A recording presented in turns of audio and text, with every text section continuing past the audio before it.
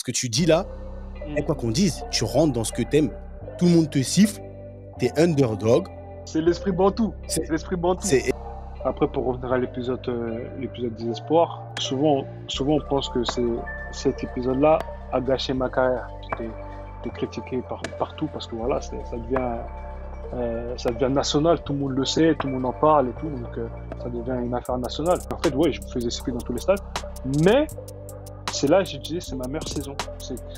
C'était dans l'adversité où je savais que dans tous les stades de France, j'étais sifflé, mais ça m'a permis de faire mes 32 matchs titulaires et les matchs que j'ai ratés, c'est dû à la suspension. Je rentre, je te jure, je dis ça à ma femme, elle est dans le match. Hein. Je dis écoute, j'arrête, je joue plus au foot, c'est fini. Le football, c'est mort. Pour ma part, j'ai fait 9 clubs, j'ai fait 7 pays différents. J'ai signé 2 contrats le 31 août. Ça m'a rappelé mon premier banc contre le PSG avec Metz au parc. J'étais tellement content, j'étais fou. Alors, mon coach, avant l'échauffement, je dis coach, je suis grave pas bien. Il m'a dit, c'est pas grave, tu restes sur le terrain, tu parleras moins, c'est tout. Tu sors un super match. Ladies and gentlemen, bonjour à tous. Je m'appelle Sébastien Bassong, aka Baby Bass, et je vous souhaite la bienvenue dans Ballon, Main, Corps, l'émission de la génération 86, accompagné de mes frères depuis plus de 20 ans, de mes acolytes, de mes partenaires in crime, Ricardo Facci, aka Ricky Friandiz, et de Quentin Westberg, aka Q, l'américain. Ballon Main Corps, c'est une réunion de famille hebdomadaire. L'émission qui t'ouvre chaque semaine les portes des secrets liés à notre passion commune, notre vision du football, notre ADN, nos expériences sur et en dehors du rectangle vert. Alors, si t'es intéressé à découvrir comment l'homme derrière le footballeur vit sa vie, quand le rideau s'ouvre et surtout quand il se ferme, les challenges qu'il rencontre, la manière de gérer le quotidien, les moments clés, les erreurs à ne pas faire, crois-moi, tu es au bon endroit. On a plein de choses à te raconter. J'espère que tu vas passer un super moment en notre compagnie. De toute manière, c'est parti. Ballon, main, corps. Let's go! Le ballon, les mains, le corps. D'accord? Ballon, main et corps. Salut à tous et bienvenue dans un nouvel épisode de Ballon, Main, Corps. BMC, la réunion de famille hebdomadaire. Comme d'habitude, ça bouge pas. Ici, je vois qu'il y a de la couleur aujourd'hui. Je vais pas vous mentir. Chez nous, il est tard. Il y en a, ils se la racontent. Ils mettent des pulls jaunes, poussins. C'est comment à Etiel? Ça dit quoi là-bas? Ça va, mon gars. On profite encore du soleil. Je pense on a un invité qui va nous tabasser encore plus niveau climat. Mais non, on profite. Hein. Ça va. On est entre 2 matchs de play-off. Comme je vous l'avais dit la semaine dernière, on a un match important qu'on a perdu. Et du coup, situation comme on les aime dans le foot ou pas, qui sont très révélatrices, à savoir au pied du mur. Au pied du mur, et c'est un truc où, tu sais, culturellement, nous, les Français, on kiffe ça. Tu vois, c'est un truc, je pense que dans chacune des équipes dans laquelle on a été, les Français, on a toujours une part de, tu sais, d'aimer cette espèce de défi un peu Google aussi, tu vois, de genre, moi, j'ai pas besoin de m'entraîner, je serai bon en match, tu vois. Et ben, c'est un peu ça. Mais là, il faut voir avec toute une équipe. Voilà, on va voir. Ça va être le big game. Et voilà. Et puis, je suis super honoré de la présence de notre invité avec qui j'ai fait pas mal de matchs au pied du mur ou pas. Et dans des situations sympas par moments, difficiles dans d'autres. Donc bon, on va faire un petit tour du côté de Rambouillet et de London avant d'en dire plus. Il t'a annoncé, Friandiz. C'est bon, respire. On est là, ça va. On est là, je vous cache pas, comme on a dit en off, Seb, c'est pas du zèle, hein. Je suis habillé en mode footeux, mais là, je sors de l'entraînement, là, comme on cachera aux auditeurs, il est tard chez nous, hein. On s'est adapté aux Américains, là.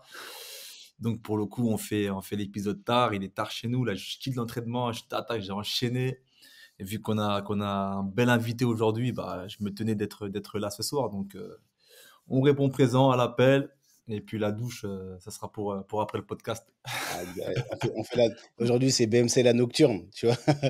C'est la nocturne. Pour nous, c'est nocturne. Pour les Américains, c'est là, à mon avis, ils sont tranquilles là au soleil. Mais nous là, on est dans la pénombre là. Hein. Ah, nous on est dans la pénombre en tout cas. Mais non, London, ça va.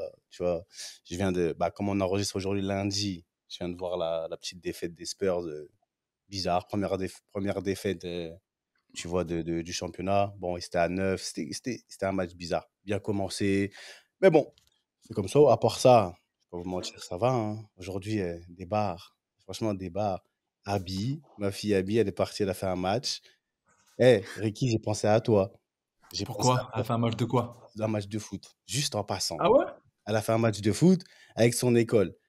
Et en fait, son école, je les ai vus jouer les 2 dernières semaines et le dernier match, ils étaient éclatés, d'accord? Et elle, ça va, elle a des petites notions de ballon, tu vois, quand même. Et en fait, elle a réussi à m'engrainer. Je vais pas te mentir, hein, je suis guilty. Elle a réussi à m'engrainer pour que je vienne les entraîner, tu vois, pour pas qu'elles soient aussi nuls. Alors là, elle a réussi à m'engrainer, mais elle a mis dans la sauce sa directrice d'école et son prof de sport, qui est son coach, Mmh. en lui faisant croire que j'allais juste venir au match. Mais en fait, elle m'a fait venir à l'école ce matin, pendant qu'ils faisaient leur entraînement, pour que je leur donne entre guillemets, des petites leçons, tu vois, des petits tips. Mais son coach et l'école n'étaient pas au courant. Moi, elle m'a dit que tout le monde était au courant. En gros, long story short, elle m'a ramené là-bas. Et je me suis retrouvé à entraîner une équipe de filles des U10. Tu vois, T'as kiffé? T'as kiffé j'ai ou pas? détesté.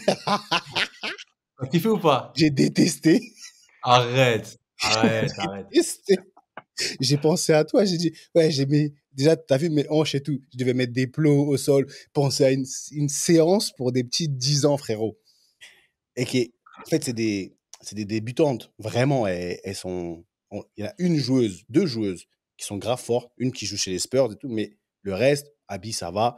Mais le reste, limite, je vais leur dire, le ballon, c'est votre ami, etc., etc. Mais tu vois, j'ai pensé à toi de fou parce que on était là. C'était trop. Franchement, c'était trop dur. Trop dur. Ouais, mais après, c'est une première approche, c'est des filles, tout ça, c'est des petites aussi, donc c'est différent. C'est encore une autre pédagogie encore. C'est une autre pédagogie, mais en tout cas, j'ai pensé à toi. Mais Abby a mis un doublé après dans son match cet après-midi. Elle a Franchement, célébré respect. ça. Elle a fait une célébration. Je dis, hey, tu tiens ça de qui? Parce que moi, je ne marquais pas trop de buts, hein. Mais hey, enough of us. Non, ça va, parce qu'on est là. On a quand même, on parle comme si. Excuse-moi, Chris, parce que tu vois, c'est la réunion de famille hebdomadaire et tu fais partie de la famille. Au final, mesdames et messieurs, sans plus attendre, un invité dont on a beaucoup parlé. On a beaucoup parlé de toi. Je sais pas si tu écoutes. Souvent, tu reviens souvent dans certaines discussions. Tu reviens souvent. Ah, pour les bonnes choses ou les mauvaises choses, je sais pas. Mais en tout cas, non, mais tu reviens souvent. En tout cas, merci de de nous honorer de ta présence, monsieur Chris Mavinga. Merci beaucoup. Ah, quand même, tu mérites tes applaudissements quand même. Tu mérites tes applaudissements. Chris, c'est comment ça va? Raconte-nous, tu fais quoi? Tu dis quoi? T'es où? Parce qu'il fait beau chez toi et chez nous, il fait moche. Donc, ça veut dire que t'es pas à côté de chez nous. Ouais, écoute, déjà, merci pour l'invitation. Ça fait plaisir d'être parmi vous. Et je suis honoré aussi de vous voir et de vous entendre. Et en plus, j'écoute aussi votre podcast de temps en temps, même avec le décalage horaire, ça m'arrive. Mais non, je suis très content d'être là. Et voilà, actuellement, je suis à Los Angeles. Je suis à Los Angeles. Il fait beau. Il fait 25-30 degrés tous les jours. On a un ciel bleu. Il y a l'océan qui est juste derrière chez moi. Donc, non, je me plains pas. Je suis très bien où je suis en ce Ça moment. raconte. Et je sais que... Non, je me le raconte pas, c'est la réalité, c'est la vérité. Ouais, j'étais chez lui. Il est littéralement à 50 mètres de l'océan. Ah, j'ai envie de couper là. Ouais. Ah, j'ai envie de couper, rentrer, dormir dans mon lit là. Non, Vous mais... m'avez invité, vous voulez entendre la vérité, je vous dis la Ah, on est vérité. là pour ça, on est là pour Avec ça, la c'est vrai, vérité. c'est vrai. Ah, pas de souci. Voilà. Non, sinon, bah, moi, contrairement à Quentin, bah, moi, je suis out des playoffs, donc je suis en vacances. Donc, ouais, c'est pas l'idéal. On veut quand même participer aux playoffs, mais bon, malheureusement, cette année, c'est pas pour nous. Donc, aujourd'hui, bah, dans un plan personnel, moi, je me prépare personnellement parce que j'ai envie de participer aux playoffs l'année prochaine. Donc, je pense que ça commence dès maintenant. Donc, même si je suis en vacances, avec l'équipe, mais dans ma tête, je suis pas en vacances. Donc, je sais que pour arriver au but des playoffs, faut s'entraîner dur avant et se préparer comme il faut pour que quand le championnat commence, bah, être prêt. Putain, mais t'as des longues vacances quand même là. Quand même là, t'as des. Combien de temps? Ouais, là, je vais faire presque 2 mois de vacances. Ah ouais. C'est vrai que ici, les vacances, elles sont super longues. Je pense que, voilà, vous savez, quand en Europe, on se dit, ouais, les vacances sont trop courtes, on a peut-être 6 semaines, c'est pas assez parce on a l'impression qu'on profite pas assez. Mais moi, je vous dis, je suis de l'autre côté avec 2 mois de vacances, c'est trop. ça devient trop, ça nous manquera assez rapidement. Et du coup, comment tu Et gères tes vacances, du coup? Du coup, dans bah, moi, mes l'entraînement, tu vacances, vas en club, tu fais comment? moi, du coup, là, j'ai un préparateur physique, donc je fais des séances individuelles tous les matins. Je dépose ma fille à l'école et juste à côté, il y a un terrain, un beau petit terrain, donc je m'entraîne dessus. Et, euh, et j'ai la chance, le mardi, le vendredi, je fais un petit match avec des anciens pros, des anciens joueurs qui habitent à Los Angeles. Donc, ça me permet de continuer à courir, à garder un peu de cardio. Et voilà, je me suis dit, bon, je fais des semaines comme ça qui sont assez simples et classiques. Et après, si j'ai besoin de soins, je vais directement au club après ma séance individuelle. Mais après, on a aussi une application où le préparateur physique nous envoie un programme à faire, à respecter pour préparer notre début de saison. Il y a un truc qu'il faut savoir, c'est qu'en MLS, c'est assez bien foutu. C'est qu'en fonction d'où tu es aux États-Unis, si tu es dans un club qui a une équipe MLS, tu peux faire une demande et avoir accès aux installations du club. C'est-à-dire que là, Chris, il peut aller quand il veut sur les les installations de son club. Concrètement, il y a toujours, tu sais, des kinés, il y a toujours un prépa physique, il y a toujours quelqu'un pour te faire une petite séance que toi, tu dois gérer en autonomie, mais tu as accès aux installations. Tu vois, l'année dernière, moi, je me suis entraîné à Toronto 3-4 semaines tout seul. En fait, j'avais accès aux installations, je venais, c'était juste que j'étais pas pris en charge par des coachs du club, parce que dans la loi, à partir du moment où tu fais, on en parlait en off, les exit médicales, à la fin de la saison, tu fais un exit médical le soir du dernier match ou le lendemain, et puis à partir de ce moment-là, le club n'est plus responsable si tu te blesses, en fait. C'est juste ça. D'accord. Voilà. Mais par contre, pour connaître un tout petit peu la situation des vacances en MLS, c'est un truc où au début tu te dis c'est trop bien, je vais avoir du temps avec ma famille, t'es loin, tu rentres. Et en fait, si tu te prends pas en main, t'arrives carbo éclaté en préparation. En plus, les préparations sont un peu plus longues et tu dois beaucoup voyager, t'es loin de la maison. Mais là, si t'as pas fait une vraie préparation, une pré-préparation en amont, c'est très très compliqué et tu peux payer l'addition très très vite. Ouais, après, tu vois, je pense que c'est des modèles différents et on va en revenir parce qu'il y a deux experts. Nous, on est des novices par rapport à la MLS et tout ce championnat américain. Mais Q et maintenant Chris, vous allez pouvoir vraiment encore plus nous donner ces particularités. Moi, maintenant, j'ai envie de te poser quelques questions, tu vois, parce que pour moi, tu fais partie d'une génération très spéciale et on va revenir un peu. On va pas faire le. Moi, je veux qu'on discute en fait. Là, je veux, tu vois, on est quatre, c'est la réunion de famille. C'est pas, y a pas. Je vais pas te donner un espèce de canevas, pas du tout. Mais je veux qu'on discute parce que pour moi, tu représentes un certain nombre d'interrogations, d'accord? Un certain nombre d'interrogations à tout un tas de niveaux et je veux qu'on recommence du début. C'est-à-dire le début, c'est Paname, c'est la région parisienne, c'est le PSG. C'est comment le début et comment tu as vécu, si je devais te demander, comment tu as vécu ta formation? En fait, aujourd'hui, tu es aux States, tu as un certain âge, tu as passé la trentaine passée, tu fais partie des anciens. Maintenant, ça y est, tu vois, avant, on taillait les anciens. Maintenant, c'est vous, tu vois, enfin, c'est nous. On dit, ah, le vieux, l'ancien. Donc aujourd'hui, tu fais partie des anciens. Quand on nous appelle en Angleterre, oh, uncle, c'est qu'il y a un problème, tu vois, déjà. Donc, toi, on fait partie de ceux-là. Mais quand on fait rétrospectivement, pardon, tu repars dans ta formation, tu vois, PSG. C'est quoi tes souvenirs? Parce que nous, on aime bien parler d'un certain QI, d'une certaine mentalité football. Aujourd'hui, le joueur que tu es aujourd'hui, en quoi ta formation, elle a joué dans ça? Et même que ça soit sur le terrain, en dehors du terrain. Tu vois, je veux vraiment qu'on parle de ça parce que c'est les prémices et c'est là où tout a commencé. C'est comme ça qu'on souvent, sans le savoir, bah, limite, si on shape up sa carrière, on prédessine le reste de sa carrière.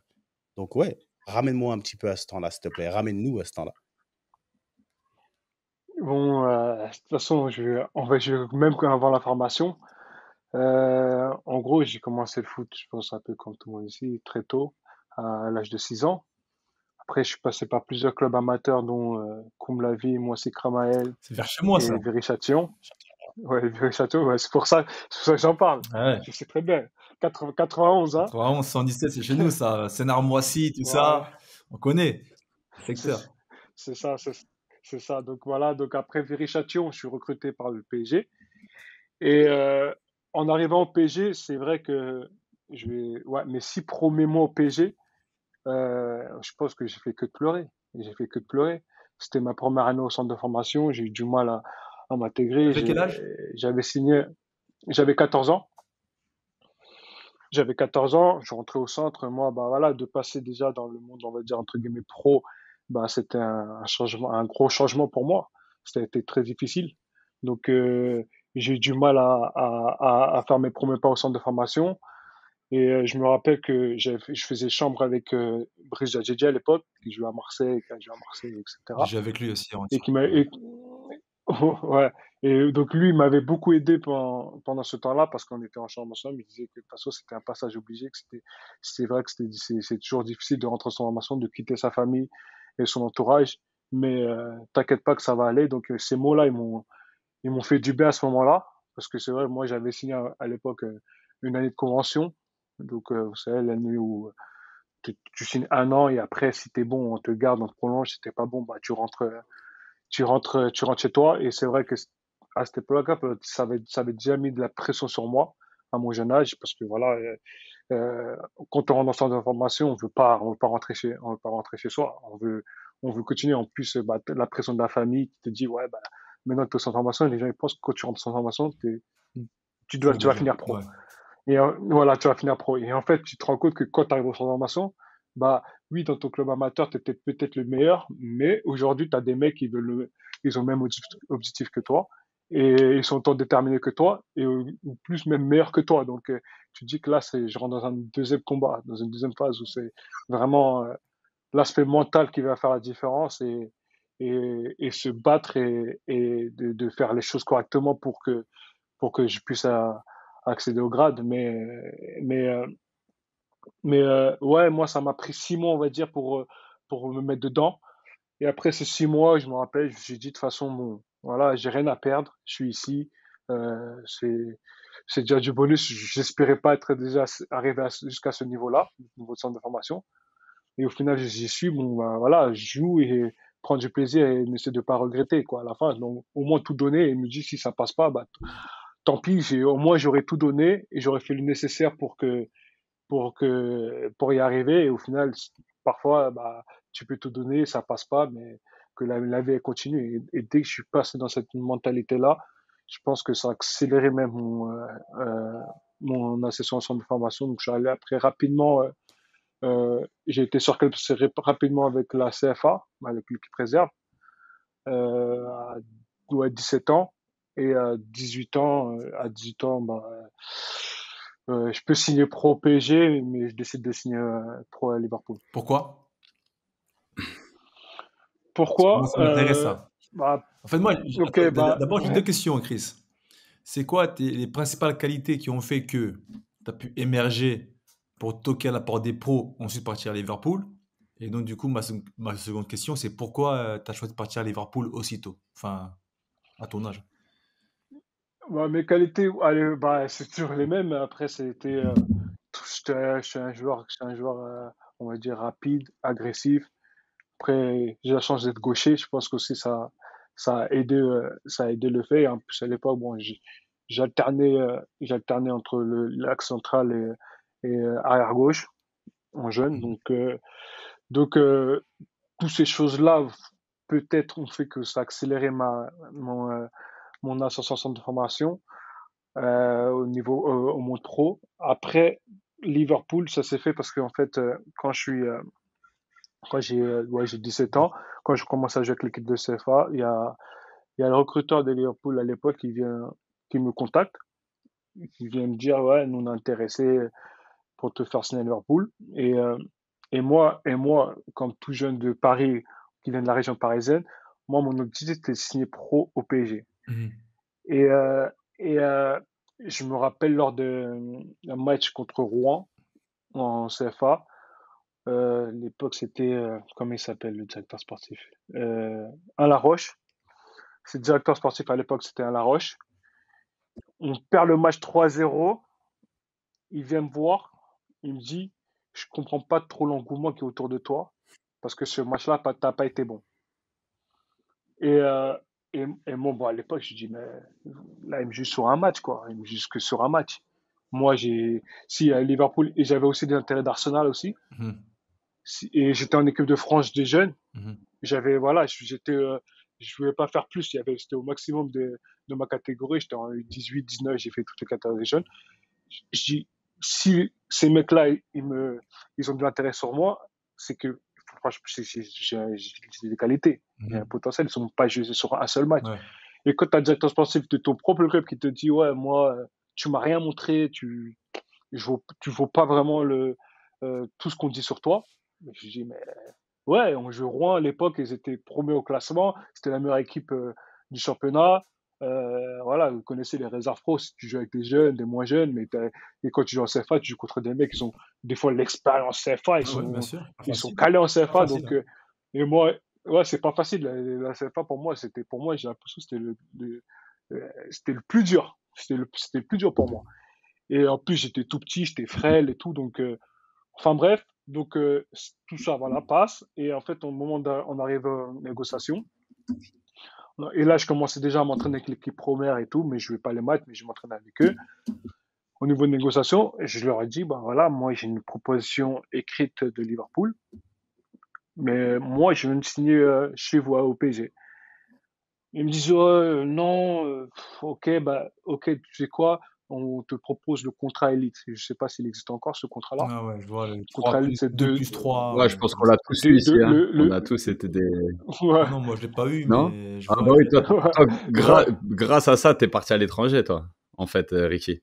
Parce que toi, t'étais Ouais, pas voilà, bloqué c'est que dans moi un j'avais un contrat élite. contrat Ouais, ouais. basique, mais c'est marrant. Je fais juste une petite parenthèse parce que tu vois, ce que je comprends après, je te laisse finir, mais tu pars surtout à Liverpool, pas Par par défaut. défaut, mais parce Ouais. que tu te rends compte que au PSG, il n'y avait pas vraiment de l'intention. Et moi, c'est exactement c'est pareil. Tu ça. vois, moi, quand je suis à Strasbourg, avant de partir à la Roma, je devais signer pro avec Strasbourg. Mais ils me disent, ah, on n'est pas sûr. Ok, Gamero, on sait. Habib Belaïd, c'est bon, ils ont signé pro. Mais toi, on attend de voir. Je suis attendez, il y a la Roma sur moi, mais vous voulez pas me faire signer. Qu'est-ce que ça veut dire ça? C'est ce manque de, Alors, pas d'intérêt, mais ce manque de considération qui fait que certains jeunes, après, franchissent le pas. Après, on reproche aux jeunes de partir, voilà, de partir, de quitter le club formateur, mais des fois, les gens ne savent pas vraiment ce qui se passe en fait derrière. Ouais, Vas-y, mais mais je te laisse finir. attends ouais, 2 secondes, juste une conclusion. Parce qu'après, il y a toute une génération qu'on a profité aussi. Parce qu'après ça, les petits, ils ont commencé à signer pro à 16, 17 ans. Maintenant, tu vois des mecs, ils signent pro à 16 ans, 17 ans au PSG. Donc peut-être que Ouais, Chris et toi et toutes ces générations ont fait un peu jurisprudence pour que maintenant ça existe presque plus. Tu sais, des mecs qui signent pro à 20 ans. Premier contrat pro à la fin d'un aspirant et tout. Les gars, ils signent tu sais, tu passes d'aspirant à pro quasiment. Et bref, vas-y, continue Chris, parce que moi après j'ai 2 questions en t'écoutant parler. J'ai connecté un truc. mhm. Ouais, donc du coup, voilà, comme tu l'as si bien dit, Ricky, c'est vraiment le manque de considération qui a fait que voilà, je suis parti à Liverpool. Parce que voilà, pendant une négociation, moi, je me rappelle que j'avais tenu Liverpool à distance pendant presque un mois Mhm. pour leur dire que ouais, je suis en train d'hésiter, mais en fait, moi, j'entendais juste que la proposition du PSG arrive. En fait, ils m'avaient mis 2 ans plus 3 ans, et moi, j'aurais dit, j'ai un contrat pour 3 ans à Liverpool. Moi, je veux 3 ans Ah, mais pro devant 3 impôts secs, cash. au PSG. Voilà, voilà, cash. Parce que je voulais pas rentrer En fait, moi, c'était mon ressenti à moi. C'est que je jouais déjà en CFA. Pour moi, c'était une prison de rester 2 ans et 3 ans. Je voulais pas finir capitaine de la CFA, le T'allais mec stagner, quoi. qui C'était une après, stagnation. qui allait- voilà, je sais pas. Et en plus, après, c'est aussi le fait que quand tu es en équipe de France déjà, moi, bah, c'était les U18, et que tu vois autour de toi, tous les joueurs de ta génération, eux signent pro, et que toi, tu signes pas directement pro, voilà, Ouais, tu souffres de la tu te dis, comparaison. moi aussi, je vais être comme eux. Voilà, tu fais de la comparaison. Donc, du coup, je me rappelle, donc, au final, bah, ils voulaient pas changer. Donc, je signe à Liverpool. Et c'est là que j'ai appris pendant une semaine. En fait, pendant 15 jours, t'as le droit de rétractation, là. Tu peux te changer d'avis, tu peux revenir sur ton. Et là, cette période-là, le PSG m'a recontacté pour me dire, voilà, tiens, non, finalement, parce qu'ils pensaient pas que j'étais capable, ils pensaient pas que j'allais signer à Liverpool. Ils se sont dit, non, de toute façon, il va rester chez nous. Donc, quand je signe, pendant ces 15 jours, ils m'ont appelé tous les jours pour me demander de signer au PSG, au club. Et moi, pendant ces 15 jours-là, j'ai dit, moi, ça fait un mois que je vous dis la même chose, vous voulez pas m'écouter. Et, donc, les 15 jours, j'ai dit, moi, de toute façon, ça change plus d'avis. J'ai ma tête tenant à Liverpool et le PSG, c'est terminé. Moi, c'est juste pour rebondir un tout petit peu sur ton arrivée au PSG finalement, parce que ça a connecté avec une discussion qu'on avait eue, une des nombreuses. Mais tu sais, là, tu parles de ton arrivée au PSG. Je repense à ton arrivée à Toronto et je repense même à ton contexte familial, parce que tu m'avais parlé d'une anecdote qui était quand même super intéressante, parce qu'on l'avait identifiée à mes enfants, que dans ta famille, tu n'étais pas nécessairement le plus doué. C'est-à-dire qu'au moment où tu signes à Paris, ton petit frère est et un peu le joueur en vogue de sa génération. C'est lui que les recruteurs appelaient, si je me trompe pas. Hein. C'est bien ça, Chris. Est-ce que c'est pas ta position préférée finalement, la position un peu d'underdog? Tu vois ce que je veux dire? Un truc où tu arrives un petit peu, ou pas vraiment d'attente, parce que là, en gros, tu nous as décrit ton centre de formation PSG, tu as commencé à dire que pendant 6 mois, tu as eu du mal, que tu pleurais le soir, et fast forward 2 ans, tu es titulaire en réserve à 17 ans et tu signes à Liverpool. Est-ce que c'est une position dans laquelle tu aimes te retrouver? Est-ce que ça fait partie d'un certain mindset? Qu'est-ce que, tu vois, combien cet état d'esprit et cette mentale t'a aidé ou pas dans ta carrière? Ouais, tu l'as très bien résumé. En fait, en tant que joueur, t'espères commencer fort d'un coup, directement. Après, peut-être que moi, cette situation-là me va bien aussi. Et ouais, pour revenir à mon petit frère, c'est vrai que même dans ma famille, j'ai mon petit frère de 2 ans de moins que moi, et c'était lui, on va être entre guillemets la star de la famille dans le foot. Et moi, c'était le garçon ou le fils ouais, qui joue au foot pour le plaisir, quoi. J'avais pas forcément, je ne voyais pas dès plus jeune âge devenir joueur professionnel. Et, et mon petit, en plus, voilà, à son âge, c'était le meilleur. Il est vite monté. En fait, au moment où je signe au PSG, lui, il signe au Stade Malade de Caen. Il signe au Stade Malade de Caen. Et donc, celui, il a 2 ans de moins, moi, c'est-à-dire que, voilà, lui signe à 13 ans, ou 12 ans. Donc, lui, c'est pour la préfo. Et au moment où je rentre en équipe de France des jeunes, lui, il rentre en équipe de France de sa génération. D'accord. Donc, ouais, lui, c'est un 93, c'est la génération à Pogba, tout ça, là. Ouais. Il rentre, voilà. Et, euh, et en fait, peut-être que ça m'a mis aussi, comme je disais à Quentin, peut-être il m'a mis au défi sans faire exprès. Parce que j'ai l'impression que les yeux étaient tournés vers lui et que moi, j'étais, bah, voilà, moi, voilà, je suis là où je suis, tranquille. Mais en même temps, peut-être qu'à l'intérieur de moi, je voulais montrer à mes parents de quoi j'étais capable. Et donc, ça m'a peut-être, ouais, pendant toute ma jeunesse, mis ce mindset-là de me dire, putain, faut que je sois dans la détermination tout le temps. Parce que moi, c'est pas mes qualités naturelles. J'ai pas le talent naturel pour briller. Tu vois, je suis obligé d'être dans le travail, dans la détermination, de faire les choses à fond pour aller, pour monter, pour aller plus haut. Et mon petit frère, en contrario, lui, il avait le talent naturel. C'était le petit, voilà, il savait tout faire à son âge. Et donc, peut-être qu'aujourd'hui, moi, le fait que j'ai réussi, moi, à passer ce cap de joueur professionnel et que lui, il n'a pas réussi, c'est peut-être le fait qu'il s'est peut-être reposé sur ses qualités, parce que voilà, il avait toujours été au-dessus au niveau jeune, et que moi, ça a toujours été ça. Et c'est peut-être aussi, voilà, peut-être pour ça aussi que dans tous les clubs où j'ai été, c'est vrai, ben là, on parlait de Toronto, ça a été le cas au Stade Rennais. Et le Stade Rennais, ma première saison, elle est moyenne, 14 matchs, mais toutes compétitions confondues, donc c'est pas beaucoup, sachant qu'on avait la Coupe d'Europe et tout.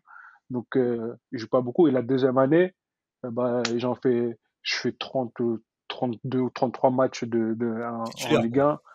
Ouais, titulaire. Ouais. Titulaire. Donc ouais, peut-être que ça aussi, c'est vrai que là, tu vois, c'est bien que tu me rappelles, c'est peut-être ça qui m'a accompagné dans ma jeunesse et qui m'accompagne encore aujourd'hui. Le fait que, voilà, que moi, pour être bon, bah, il faut que je travaille plus, peut-être plus que les autres, et il faut que j'en fasse plus pour que je puisse performer sur le terrain et être bon et aussi gagner des choses, quoi. Maintenant, comme je t'ai dit tout à l'heure, j'aime bien entendre ce genre de discours parce qu'il y a plus de gens qui vont se reconnaître dans ça. Parce que souvent, les gens, ils pensent qu'ils sont tout seuls, tu vois, ils sont un peu dans leur... les gens ne peuvent pas me comprendre, mais quand les langues, elles se délient, on se rend compte qu'il y a beaucoup de personnes, qu'on a des similitudes. tu vois, cette force de caractère, et je peux vraiment en parler parce que j'ai un peu vécu ça, cette position de, voilà, de underdog, tu veux toujours prouver, mais je pense que ça a ses bons côtés. Et moi, je voulais poser une question. Tu vois, tu as fait beaucoup de clubs. Tout à l'heure, je regardais, tu as fait beaucoup de clubs, tu as fait beaucoup de championnats. Je te comparais à notre Ricky Friandise national, tu vois. Mais bon, je pense qu'il gagne. Avec Chris, on a plein de points communs. C'est un truc de ouf. Ouais, Hein. et tu vois. C'est un truc de ouf, connaître Ouais. France. Et tu vois, quand il pense, il y a beaucoup de. Et c'est ça, en fait. Pour moi, aujourd'hui, nous, on est en fin de carrière. Vous êtes en fin de carrière, nous, on a fini. J'aime bien que les gens, en fait, ils puissent, tu vois, s'identifier et voir les similitudes qu'ils peuvent avoir pendant qu'ils sont en train de jouer. Ce côté, tu vois, voilà, il faut que je prouve tout le temps. Il y a mon petit frère, peu importe. Tu vois, Ricky, bah oui, il y a son grand frère. Toi, il y a ton petit frère. Ouais. Tu vois, bon, il y a une histoire de frère, il y a une histoire de positionnement. Maintenant, dans le fait que tu es beaucoup bougé, au final, tu es parti tôt. Tu as tenté l'aventure anglaise assez tôt, pour les raisons que tu as expliquées tout à l'heure. Et maintenant, avec le recul, tu n'as pas fini de jouer, tu joues encore, mais je pense que tu as un certain recul. À quel moment tu penses que ce côté outsider constant, ce besoin de prouver constant, est-ce que ça t'a desservi dans le fait d'avoir une stabilité à long terme? Tu vois ce que je veux dire? Parce que tu as pris peut-être tu prenais du retard à l'allumage. Et en fait, voilà, juste savoir, comment ça t'a desservi? Parce que peut-être que si ça t'a desservi, tu vois? Et à quel niveau? Et je voulais vraiment que tu puisses après enchaîner sur tes nombreux, on va dire, changements, départs, arrivées, on voit comme on veut. Tu vois ce que je veux dire un peu? Ouais, desservi, je sais pas si ça m'a vraiment desservi, mais c'est peut-être le fait d'être parti assez tôt, jeune, bah, j'avais toujours le besoin de changer d'air. Je me sentais genre, j'arrivais pas à tenir en place. Et peut-être que si j'étais resté en France ou même dans les clubs un peu plus longtemps, peut-être que ouais, ma carrière peut-être elle serait différente, mais je sais pas si j'aurais une meilleure carrière. Parce que dans ma tête, je me dis, si je reste trop longtemps, je m'endors. Si je reste trop longtemps dans un endroit, je m'endors. Et au final, je sais pas si c'est la bonne chose. Et peut-être le fait d'être toujours dans l'adversité, de toujours aller, t'arrives dans un vestiaire, tu sais que euh, des fois on te connaît, des fois on te connaît pas. Il faut le prouver. Peut-être que moi, ça me challenge plus et ça me permet d'exister. Mhm. Parce que voilà, moi, voilà, comme Ricky, on a connu plein de vestiaires et à chaque fois que tu rentres dans un vestiaire, faut que tu aies une force de caractère. Et moi, on parle du niveau pro, mais ça a été au niveau jeune aussi parce que j'ai fait plusieurs clubs en amateur. Donc ça a toujours été mon quotidien. Donc au final, j'ai jamais eu peur de voyager, j'ai jamais eu peur de me retrouver dans un vestiaire, j'ai jamais eu peur de prouver parce que je dois prouver à mes parents depuis que je suis né. Donc aujourd'hui, j'ai pas peur de prouver à d'autres personnes et c'est pour ça que je dis pas que ça m'a desservi, mais voilà, c'est pas ça qui va dire qu'il va me desservir. Moi, je trouve pas que c'est ça qui m'a desservi dans ma carrière parce que voilà, parce que jusqu'alors, ça m'a, voilà, moi, ça, et de toute façon, comme je disais, je ne vais pas mentir, j'étais pas prédestiné à être joueur professionnel. Donc aujourd'hui, toutes mes expériences qui sont passées, je les prends comme un bonus dans ma vie, je prends comme de l'expérience, comme un kiff, parce que voilà, aujourd'hui, euh, déjà d'être arrivé au monde pro, c'est un kiff. Et aujourd'hui, voilà, la seule chose que, comme je dis tout le temps, c'est la seule chose que j'ai pas pu contrôler dans mon destin footballistique, c'est, c'est des fois les choix d'entraîneur, des fois la direction qui change, des fois, voilà. Et ça, c'est des choses que j'ai pas pu contrôler. J'aurais aimé peut-être rester plus longtemps dans un certain endroit, mais j'ai pas pu parce que l'entraîneur a changé, que la direction a changé. Et c'est la seule chose que, bah, là, j'avais pas de contrôle sur ça. Mais sur les choix de aller à un tel endroit ou à un tel endroit, c'est un choix personnel et c'est mon choix à moi. Donc aujourd'hui, tout ce que j'ai fait et où je suis allé, je regrette pas et je pense pas que ça m'a desservi parce que c'est à ce moment-là, je pense que j'en avais besoin. Donc, au final, voilà, c'est C'est partout où c'est super intéressant parce que, tu sais, toi, ta génération, on va dire, c'était une des premières, en tout cas moi, en ce qui me concerne, c'est une des premières que j'ai vraiment suivi avec attention parce que on peut dire que vous êtes la génération juste en dessous de nous. Tu vois ce que je veux dire? Que là, on a 4-5 ans d'écart. Tu sais, toi, t'es 91 ou 86. Et nous, quand on sortait 91. du coup de notre jeunesse, quand on commence à être des plus jeunes, dès qu'on dépasse les 24-25 ans, c'est vous qui arrivez après derrière. Et Lacazette, je me rappelle C'est ça. Lacazette, Clément Grenier, les Bakambu, tout ça, et Guedja Fofana. Mm. Donc, d'ailleurs, vous avez fini champion d'Europe, U19, Mm. après C'est nous, ça. les 86. Donc, c'est comme si on avait vu encore voilà, la nouvelle. Moi, j'ai vraiment ce souvenir-là d'une nouvelle génération qui émergeait. Et vous avez des super jeunes. Enfin, c'est une super génération. Griezmann aussi, notamment. Et moi, du coup, ma question, c'est la suivante. Justement, maintenant que tu vois bon, tu l'as un peu expliqué, tu as un peu répondu précédemment, mais je veux t'approfondisses un peu plus. Est-ce que tu as peut-être une pointe de regret quand tu vois les carrières d'Antoine, Griezmann, même de Lacazette, parce que Lacazette a quand même connu des top clubs, il a joué à international français. Toi, tu dis que tu n'étais pas prédestiné à être pro, mais quand même, tu as très bien commencé. Tu es parti à Liverpool tôt, tu as été champion d'Europe Ouais. tôt. Voilà, à Rennes, mine de rien, tu étais titulaire, tu avais 21 ans, 22 ans, tu vois. Moi, je te cache pas que moi, je te voyais vraiment bien installé. En plus, un poste de latéral gauche, même si à l'époque, il y avait quand même des blazes intéressants comme Clichy, comme à l'époque Vira, tout ça, Evra, pardon, tout ça. Il y avait de la place quand même. Mais est-ce que tu n'as pas comme une pointe d'amertume? Moi, le seul, comme j'ai dit tout à l'heure, c'est que j'en discutais encore hier avec ma femme.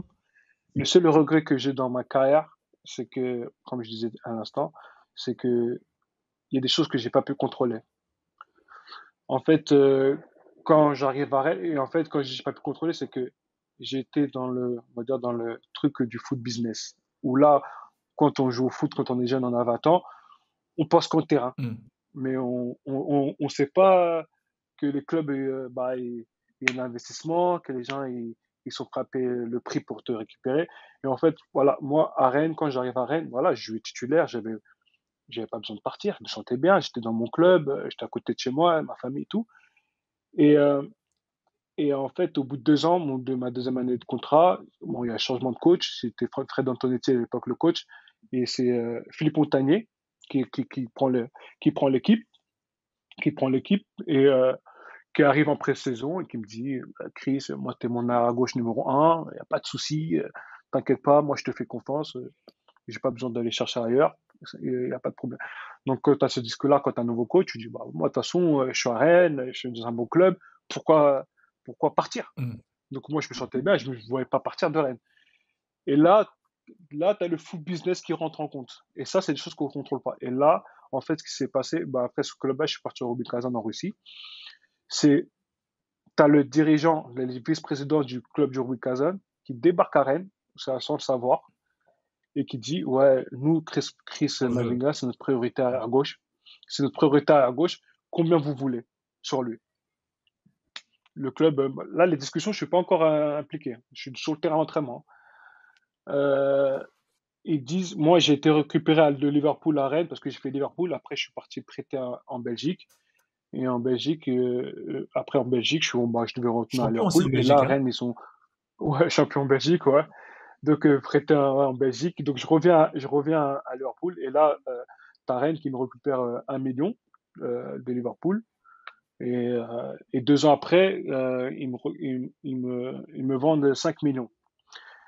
Donc je finis la saison, la saison, bref, voilà, l'entraîneur arrive. Je suis en entraînement. Je sors l'entraînement, l'entraînement il est terminé. J'ai le team manager, il vient sur le terrain, hein. Il vient sur le terrain, il vient me voir, il me dit, ouais, Chris, tu dois aller dans les bureaux. Parce que nous, on s'est mis d'accord avec un club. Ah. Et moi, dans ma tête, je lui dis, comment ça et tout. Je vais dans le bureau, je vois vice-président, traducteur, un gars, je sais pas c'est quoi, c'est qui. Et là, il y avait un team manager. Il me dit, voilà, Chris, écoute, là, je suis encore avec mes crampons, hein, j'ai mes crampons, mes chaussettes, je peux aller dans le vestiaire, hein. J'ai même pas pu passer dans le vestiaire. Il me dit, voilà, bah écoute, Chris, pour te dire, voilà, là, il y a les mecs, les représentants du Rubin Kazan, et là, il y a le vice-président. Nous, on s'est mis d'accord avec eux. Maintenant, c'est à toi de te mettre d'accord avec eux. Nous, t'es vendu. Waouh. Je dis, comment? Ça se passait comme ça, hein, c'est réel, hein. Je dis, comment ça, je suis vendu? Ouais, bah, nous, on s'est mis d'accord, voilà. Merci pour les 2 saisons. Maintenant, tu te mets d'accord avec eux. Ok, sauf que moi, maintenant, je suis tout seul. Donc, du coup, j'ai fait quoi? J'ai appelé mon agent. J'appelle mon agent. Mon agent, il est à Paris. Je l'appelle. Je lui dis, écoute, là, il y a le Roby Gazan qui est là. Et ils veulent parler avec moi, le chiffre et le contrat et tout. Mon agent, il est à Paris. Donc, 2 heures pour arriver de Paris à Rennes. Il conduit pendant 2 heures. Il arrive au bureau. Donc, on l'attend. Et là, tac, on discute. Il me donne des premiers chiffres.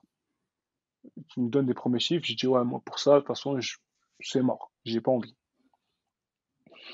Moi, j'ai à mon agent, je fais coup de poker. Je dis, vas-y, tu sais quoi, demande le double, qu'est-ce qu'ils ont donné. Donc, on dit, ouais, bon, voilà, Chris, il veut ça. Et ils me disent, ouais, ok, attends 2 secondes, faut qu'on appelle l'entraîneur. L'entraîneur, sauf que l'entraîneur était en train de jouer match de préliminaire d'Europa League en Géorgie. Donc, il fallait attendre que ce match se termine. Donc, on attend que le match se termine. On l'appelle, il dit, il parle en russe, il dit, ouais, donc, en gros, il peut dire, ouais, Chris, il veut ça. Il veut ça pour venir, sinon il vient pas. Même pas, l'appel a duré 30 secondes. Il a dit, ouais, c'est bon. Donnez-lui ça. Mais là, moi, t'as vu, ça, je me suis dit, putain, mais tout va vite, là. Moi, je rentre chez moi parce que je leur dis, bon, écoutez, moi, quand même, j'ai besoin de réfléchir parce que j'avoue, je vous ai dit ça, mais moi, je pensais pas que vous allez accepter. Mais je vais rentrer chez moi et je vais réfléchir. Donc, j'appelle ma mère. Je dis à ma mère, bon, écoute, là. T'as enlevé tes crampons, là. Ouais, j'étais en train de Et il a pris sa douche. Il y avait Jack Bauer dans cette journée-là. Tu sais, il y avait le décompte des secondes, là. Incroyable. Ouais. Et ouais, donc, voilà, je connaissais l'entraînement, il se termine à midi, 1h. Je rentre chez moi, il est 20h. Parce qu'il y a les matchs et tout ça, toi, il y a tout le truc. Je sors d'entraînement, tout est noir. Tu vois, c'est la nuit.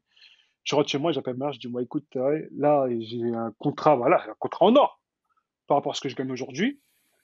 Toi, qu'est-ce que t'en penses? Elle me dit direct, non, tu vas pas. Ok. Et je dis, je m'en fous. Ma mère, elle me dit, je m'en fous, tu vas pas. Moi, ma mère, elle me dit ça. Elle me dit, j'avais 4 ans de contrat à Rennes. Elle me dit, t'es jeune, t'as le temps, hein, tu vois, si tu vas gagner de l'argent, t'en gagneras plus tard et tout. T'es bien où tu es, t'as fait une saison titulaire. Là, faut que tu confirmes. Et moi, tu vois, en plus, tu vois, t'entends les bruits de couloir des d'autres clubs et tout. T'entends, ouais, moi, le président de Rennes, il me dit, ouais, tout, Rennes, Marseille, ils veulent faire un échange sur toi, avec Morel. Ils veulent envoyer Morel à Rennes et te récupérer toi. Moi, dans ma tête, tu sais, je suis bien, quoi. Tu vois, je suis dans ma carrière, tout se passe bien. Ouais. Tout est planifié. Je me dis, putain, bah là, tu parles de grande carrière, là, tu vois, dans ma tête, c'est une progression parfaite.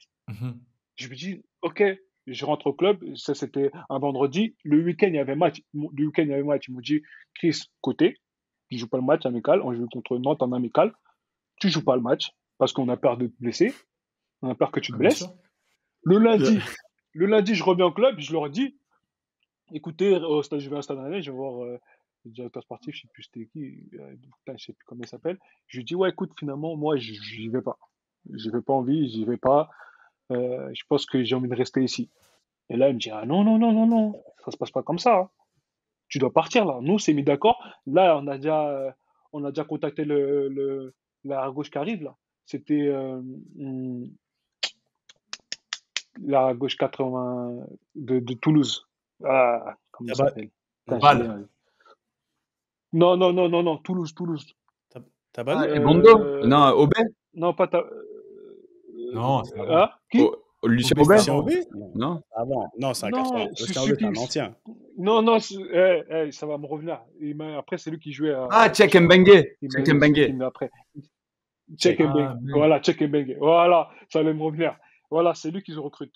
Et ils me disent, ouais, non, nous, on est déjà sur Cheikh Mbengue, c'est lui qui va venir ici, qui va te remplacer, on est déjà en contact avec eux, tout ça. Moi, j'ai dit, ouais, mais moi, je m'en fous. Ça, y a pas de souci. Vous pouvez faire venir n'importe qui. Moi, je suis ici, je suis sous contrat ici. Et en fait, pendant 15 jours, en fait, ouais, ça a duré pendant 2 semaines, où là, bah, ouais, je faisais plus partie du club, quoi. Je venais au club, mais je ne pouvais plus toucher à la salle de muscule, je ne pouvais plus rien faire, je ne pouvais plus m'entraîner. Ils m'ont mis sur le côté, quoi. Ils m'ont dit, non, tu viens, mais tu t'entraînes tout seul. Tu vas sur le côté, tu vois, on te met limite dans le loft, quoi. Tu fais ce que tu veux. Pour moi, tu ne fais plus partie des plans. Je vais voir l'entraîneur, je dis, mais toi, début de saison, tu me dis, ouais, tu fais quoi ça? Il me dit, moi, là, c'est la direction, c'est plus moi, je peux rien faire là. Et je dis, ah ouais, ça se passe comme ça pendant 2 semaines, en fait, ils m'ont de côté. Et après, de l'autre côté, je me dis, putain, si je reste, si je reste ici et qu'on me traite comme ça pendant 1 an ou 2 ans, bah, ma valeur va descendre. Mhm.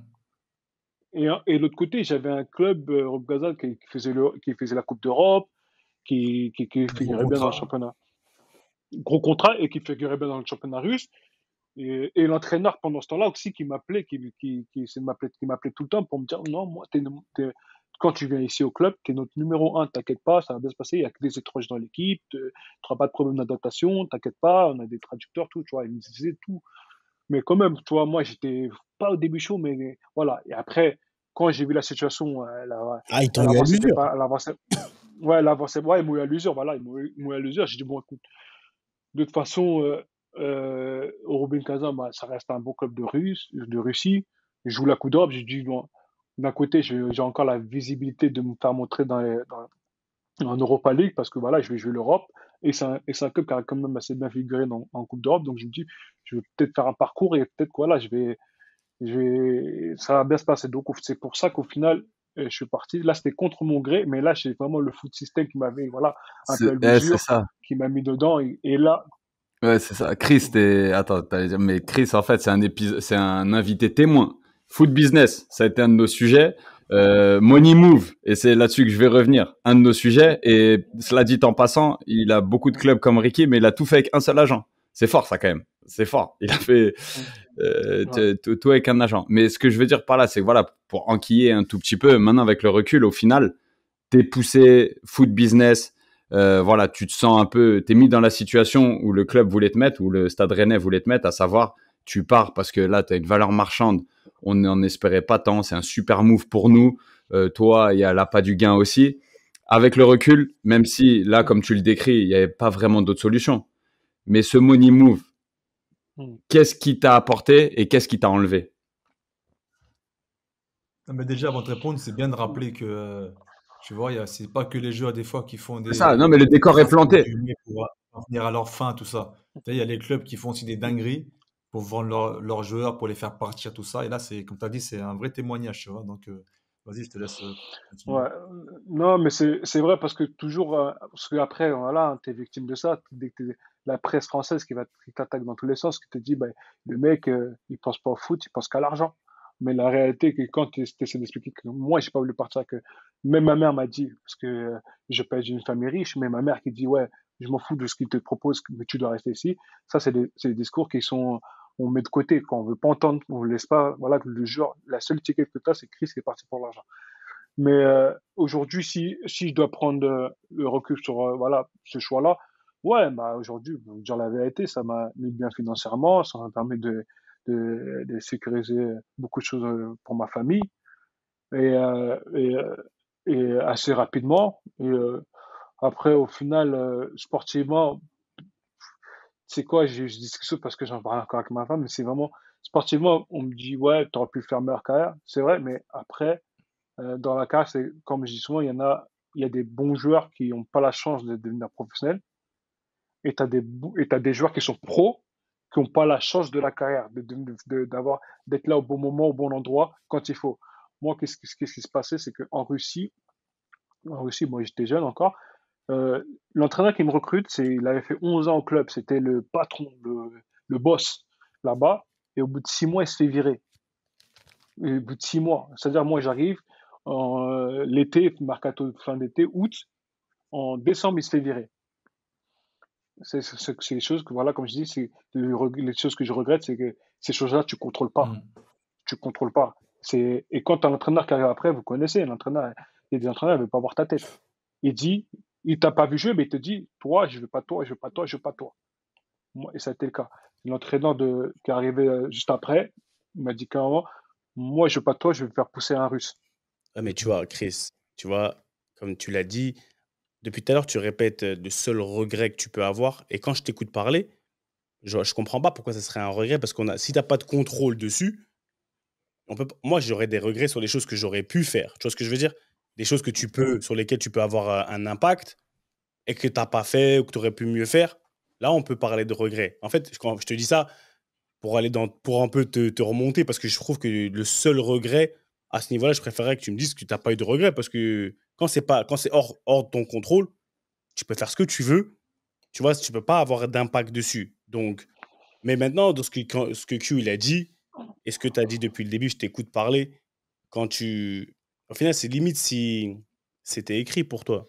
C'était écrit que tu vas bouger. Moi, j'ai beaucoup retenu, t'es comme ça, t'es fait comme ça, t'as la bougeotte, tu vois, depuis petit, etc. Et quoi qu'on dise, peu importe comment les planètes elles s'alignent, si c'est la poisse, ce que tu veux, ou la chance, peu importe comment on veut le voir, bah, tu as été dans le même mécanisme, contraint ou forcé. Tu as eu la bougeotte, on t'a fait bouger. Donc, au final, tu as juste suivi ton chemin. Est-ce que tu aurais pu, comme on le dit tout le temps, avoir une meilleure carrière, on suppose? Je pense que tu le dis bien et moi, je suis super content que les gens ils puissent écouter ça, cette authenticité, ce naturel, et dire, ouais, tu n'étais pas soi-disant prédestiné à être footballeur. Je dis bien soi-disant, parce qu'on ne sait pas qui est réellement prédestiné, mais tu as fait ce que tu devais faire comme tu l'es. Parce que tu n'as pas l'air. Quand je t'écoute, moi, j'entends pas d'amertume. J'entends le voyageur content. Il est parti partout. Il a connu la Russie. Il est parti. Il a pris ses thunes. Il a sécurisé. C'est une réalité. Les gens ont fait comme si c'était mauvais aujourd'hui. Alors que c'est marrant, j'en parlais dans ces SMS. Pour moi, c'est ce que j'appelle une mentalité de pauvre. Parce que si les gens ils avaient été à ta place, crois-moi, ils auraient réfléchi. Ceux qui critiquent, ils auraient réfléchi. Je pense qu'ils auraient beaucoup, la majeure partie d'entre eux, ils auraient fait ce move-là parce que chacun est Ils n'auraient pas attendu ils n'auraient pas attendu 2 semaines. à Rennes. Ils auraient signé avec les crampons. Beaucoup, ils auraient signé même, tu vois, puant comme ça, tout ça. Donc, ce que je veux dire par là, c'est que moi, quand je t'entends parler, j'entends l'homme et le caractère de l'homme derrière le joueur. Tu vois, t'es là, t'es un bon vivant, qui nous parle, et tu vois, on a vu que t'aimes la vie. T'aimes la vie, t'aimes rigoler. Ah, mais non, t'aimes la vie, t'es parti. Oh, t'es quand même Eza congolais. Tu vois. Non, mais. Et c'est là où moi, je voulais un peu. Parce qu'il y a eu une trajectoire de carrière qui s'est décidée. Ici, on fait pas dans le sensationnel, mais j'aimerais d'un côté, tu vois, l'épisode où vous avez fait la mala. Je veux pas qu'on parle de cet épisode-là mais pour moi, il est représentatif de quelqu'un qui, vas-y, a toujours eu la bougeotte. Enfin, t'as se voit que t'es un mec à la joie de vivre, t'es limite, bah, je suis là, autant que je profite, tu vois. J'étais pas censé être là. Je vois pas non plus les choses comme quelque chose de. Je suis pas en train d'insulter la mère des gens. Je fais pas un truc de fou. Est-ce que c'est une mentalité qui t'a suivi toute ta carrière et après que tu as retrouvé chez les Léopards parce que tu es passé des Français, de la France, tu vois, et tu es passé chez nos cousins les Congolais, tu vois. Moi, je veux savoir, est-ce que ce match-là, parce qu'on parle de carrière que tu n'as pas pu avoir, au final, tu es parti en sélection, tu as fait les 2 sélections, tu as fait pour moi, c'est riche. On parle d'une meilleure carrière, mais dans l'absolu, c'est riche. Comment toi, tu le vois? Est-ce que c'était ce qu'il te fallait, tout simplement? Ouais, non, peut-être c'est ce qu'il me fallait. Après pour revenir à l'épisode des espoirs, souvent, parce que je vais en parler aujourd'hui, parce que je parle avec ma femme, c'est que souvent on pense que cet épisode-là a gâché ma carrière. En tout cas, voilà, j'ai eu cet épisode-là et après, au final, ma carrière elle a été gâchée. Pour revenir à ça, quand je parlais de la saison à Rennes, ma première saison, je ne jouais pas. En tout cas, du moins, voilà, je faisais partie de la rotation. Et c'est pendant ma deuxième saison au Stade Rennais qu'il y a l'épisode là. Et en fait, quand j'ai l'épisode, peut-être aussi ça, au mental aussi par rapport à ce qu'on disait juste avant, c'est que il y a l'épisode là, bah voilà, tu as toutes les critiques du monde entier, toi, de la France. En France, tu es critiqué partout parce que voilà, ça devient national, tout le monde le sait, tout le monde en parle et tout, donc ça devient une affaire nationale. Et, euh, et je me rappelle, à ce moment-là, j'avais Antonetti, le coach, je suis dans son bureau, il me dit est-ce que tu auras les épaules solides pour te confronter à ça? Moi, moi j'avais 20 ans, j'ai ma jeunesse, je dis moi, j'ai pas de problème, moi je m'en fous. Ouais, mais tu vas te faire siffler dans tous les stades, parce que là, aujourd'hui, ton nom, il est lié à cette histoire. Je dis moi, j'ai pas de problème. Et peut-être ça aussi, cette force-là, que j'ai eu dans ma jeunesse, m'a aidé à ce moment-là précis. Parce que, en fait, ouais, je me faisais siffler dans tous les stades, mais c'est là que je disais, c'est ma meilleure saison. c'était dans l'adversité où je savais que dans tous les stades de France, j'étais sifflé, mais ça m'a permis de faire mes 32 matchs titulaires et les matchs que j'ai ratés, c'est dû à la suspension. La suspension parce qu'en fait, j'avais pris deux semaines, 2 semaines de Ah, t'as suspension fait des à, matchs aussi même en Ligue 1? Ouais. non, non, j'ai pas Ligue 1. En fait, le club m'avait suspendu pendant 2 semaines, donc je jouais avec la réserve. D'accord. Donc ça m'a fait rater des matchs. Mais après, l'histoire, c'est que je jouais avec la réserve. Au bout de 7 minutes, l'arbitre il met rouge. Première faute du match. Pourquoi? 7 minutes en réserve. Hein. Ah ouais, grand Première faute du déclin. match. Moi, dans ma tête, quand je prends le carton rouge, carton rouge là, dans ma tête, je me dis c'est vrai, là c'est la fin de ma carrière. Déjà, je suis suspendu avec le club. Mais en plus, là, je vais en réserve. Ouais, ça passe sur Téléfoot et tout. Et ça passe sur l'équipe, hein, là, sur la bande, je voyais mon nom et tout. Ouais, Chris Vega. Et après, carton rouge en réserve au bout de 7 minutes. Moi, dans ma tête, je me dis, c'est mort. Je me dis, à ce moment-là, franchement, je me dis, c'est mort. Le foot, c'est mort. Faut que je passe à autre chose. C'est mort. Mais quand le coach, en fait, quand le coach, il vient me voir, et après tout ça, il me dit, écoute, Chris, moi, je vais te faire jouer. Moi, je vais te faire jouer. Mais est-ce que tu auras les coronets pour assumer? Est-ce que tu les auras? Je dis, moi, de toute façon, je suis là, je suis dans la tête, j'ai plus rien à perdre là, où je suis là. Je dis, là, maintenant, je vais aller, on m'aime plus. Aujourd'hui, je suis détesté. Non, moi, je vais juste prendre du plaisir à aller sur le terrain. Je m'en fous du reste. Il me dit, ok, premier match, je rentre, on joue Nancy, j'envoie une passe D à Erding. Centre 35 mètres, je sais plus comment je chante. J'envoie Tu vois, un cordeau à c'est retenir. là que tu vois que si le coach c'est important aussi, hein. Là, pour le coup, tu as eu un Voilà, coach le coach. qui t'a backé, tu vois. Ça c'est Non, fort, mais, ça. C'est mais ça. regarde le coach dont tu parles aussi. Regarde le Ah, c'est un caractère vrai du coach dont tu Antonetti, mon parles. gars. Tu parles d'un Ouais. mec qui, de base, ce genre d'événement, ça lui fait pas peur. Et quand tu regardes vraiment la psychologie du coach, c'est quelqu'un qui a du caractère. Donc, une situation qui va nécessiter que son joueur monte du caractère, ça lui parle. Donc, lui, enfin, limite, c'est pas qu'il va kiffer ça. À contrario, si ça avait été un autre type de coach qui était plus, tu vois, un peu plus réservé, qui n'aimait pas. Antonetti, c'est un mec qui bagarre, il va se taper avec les gens. Donc au final, il a son joueur, il peut le tester comme ça. C'est fou, extraordinaire. Mais ce que tu dis là, quoi qu'on dise, tu rentres dans ce que t'aimes. Tout le monde te siffle, t'es underdog. En fait, partout, tu te rends pas compte. Mais moi, c'est comme ça que je le vois. Partout, que ce soit conscient ou inconscient, dans toutes les situations, tu t'es mis dans une situation où tu as vu. Et moi, j'étais pareil. Tant que j'avais, et surtout nous les caméras, hein, tant qu'on n'est pas dos au mur, c'est quand on est dos au mur que c'est la théorie du danger. Tu vois ce que je veux dire? C'est ancré en nous. T'inquiète, ils vous côtoient, les caméras. Partout. Ils vous côtoient, t'inquiète pas. Avec Ouais, madame. bah oui. Non. C'est l'esprit bantou. C'est l'esprit bantou. C'est exact. Tu sais que c'est vraiment l'esprit bantou. Je pense que c'est vraiment dans l'ADN de toujours être, devoir montrer qu'on est fort quand on nous a enterrés. Et les gens ils vont dire non, on rigole, mais je le pense sincèrement que l'esprit bantou, chez nous les Camers, on dit que c'est les Camers, c'est le Hemley, mais vraiment les bantous, on a ce truc de, tu vois, et toi, consciemment ou inconsciemment, je pense sincèrement que quand tu étais dans ces situations-là, c'était ta zone limite de confort. C'est-à-dire que, t'as vu, là, je sais faire. Dans ça, je sais faire. Et t'as excellé. Mais tu Après, vois ce qui est... Non, mais ce qui est marrant, parce qu'il faut donner un petit peu de contexte à tout ça. Moi, j'arrive à Toronto, c'est un autre Chris que je retrouve. Moi, c'est le mec, il a entendu parler de moi par le coach en prépa. Il m'ajoute sur Insta, il me parle, il me dit, viens, rejoins-moi, nanani, nanana, un besoin de ses francs, parce qu'il y avait Benoît Chéroux juste avant, et il avait fait une saison sans Français un peu dans l'effectif. Tu sais, en MLS, il y a un côté rassurant, et on l'a tous connu en étant à l'étranger, le lien que tu as avec quelqu'un qui te rappelle chez toi, tu vois. Et c'est un truc où, moi, j'étais un peu en discussion avec Toronto, et je vois un jour, ouais, Chris Mavinga t'a ajouté sur Instagram. Et moi, j'avais besoin de parler de Toronto, tu vois, j'avais pris mes infos et tout, mais peu importe, c'est pas le problème, mais pour dire qu'on était déjà sur un autre profil. Quand on est à Toronto ensemble, il y a le documentaire sur Antoine Griezmann qui sort sur Netflix. Et donc, il y a un truc où tout le monde connaît Chris depuis 2-3 ans, champion avec Toronto la première année, et tous les mecs, mais c'était un truc de ouf, hein, Chris, tu te rappelles, c'était mais t'es dans le documentaire.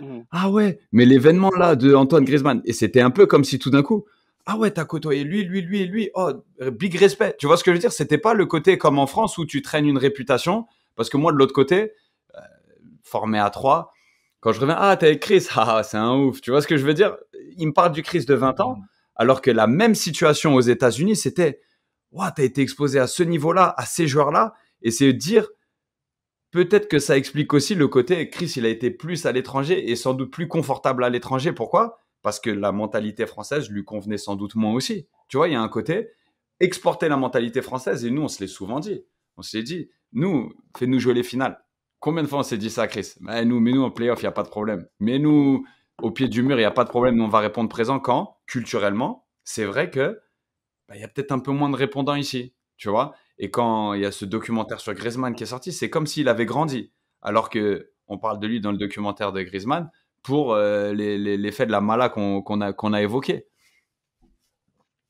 C'est fou, hein. C'est là que tu vois la différence de mentalité, de culture. C'est pour ça, quand je parle avec des jeunes, même avec des personnes en général, hein, en France, c'est voyager.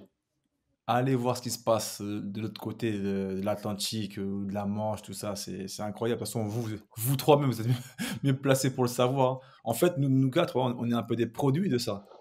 Et c'est là qu'on se rend compte aussi que s'exporter, ça a du bon aussi. La découverte, tout ça. Et des fois, on le découvre même malgré nous. Le fait de nos carrières, on va à l'étranger, on bouge. Je dis, en fait, comme tu l'as dit, Seb, on trouve notre confort dans ça aussi. De devoir lutter contre l'adversité, contre la nouveauté, s'enrichir, c'est aussi un enrichissement, tu vois. Tu sais que moi, quand je pense à Chris, je pense à une photo qu'on a tous les deux sur un match où, tu vois, on chargeait notre arrière à gauche qu'on trouvait pas assez courageux, tu vois, on le chargeait. On a une photo mémorable où t'as Chris qui est comme ça, genre, qu'est-ce que tu fais? Et moi, je suis en train de l'embrouiller. Il est pas sur la photo. Et en fait, à chaque fois, tous les ans, il y a un moment donné, il y en a un de nous deux qui poste cette photo juste en souvenir de, tu sais, t'as cette mentale, et tu partages des moments où tu dis, tu sais que ça fait du bien d'avoir quelqu'un qui a le même background que toi. Tu vois ce que je veux dire? Parce que comme tu dis, Ricky, on s'exporte bien les Français. Tu vois ce que je veux dire? Et d'avoir un ou deux soldats avec toi, ça amène cette espèce de confiance dans le on sait, tu vois. Mais cette photo, elle est exceptionnelle, Chris. Franchement, dès que je la vois, dès que je tombe dessus, dès que c'est ton anniversaire, je la poste. Dès que c'est ton anniversaire, je dis joyeux anniversaire. Ça va être la photo de YouTube, ça va être la photo d'accueil sur YouTube. Ouais, je te jure, on a déjà le titre, l'underdog. Ça y est, emballé, c'est plaisir. Mais de ouf. Mais c'est grave vrai. Et après, toi, tu penses que dans ta carrière à l'étranger, tu as fait la majeure partie de ta carrière, on va dire. À l'étranger, tu as fait des allers-retours un peu. C'est comme si tu as vu, tu es rentré à la maison, tu dis, j'essaye encore à la maison, mais c'est quoi?